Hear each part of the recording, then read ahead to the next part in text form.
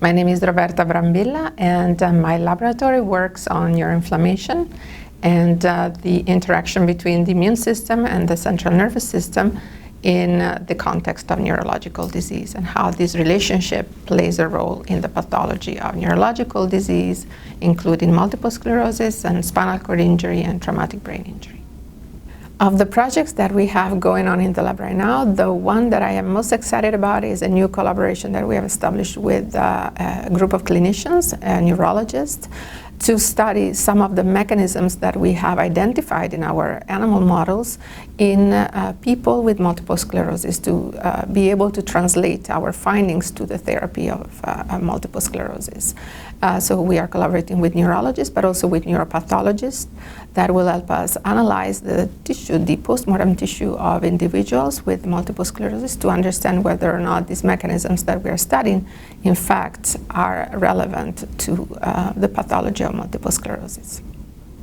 So that project can eventually help people with spinal cord injury in two ways, because we are studying two processes that are relevant not only to multiple sclerosis but to spinal cord injury, which are remyelination and neuroinflammation. So remyelination is the process of repairing the myelin that surrounds and envelopes the axons, and we learn a lot about that with multiple sclerosis. Definitely we can apply that knowledge to spinal cord injury where demyelination occurs. And neuroinflammation, because neuroinflammation is a key pathological process happening in MS, and the molecules that are responsible for this process are the same, and that are also found to be pathologically involved in spinal cord injury. So we can apply that knowledge to spinal cord injury pathology as well. My interest in science was there from when I was little.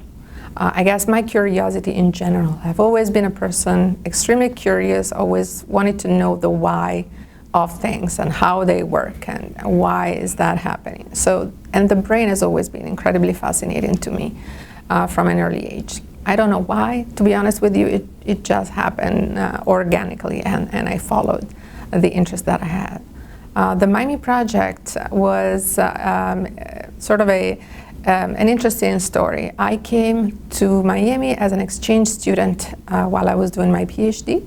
I was in a lab that was not affiliated with the Miami project, but at the time I had the opportunity to visit and to get to know some of the scientists here.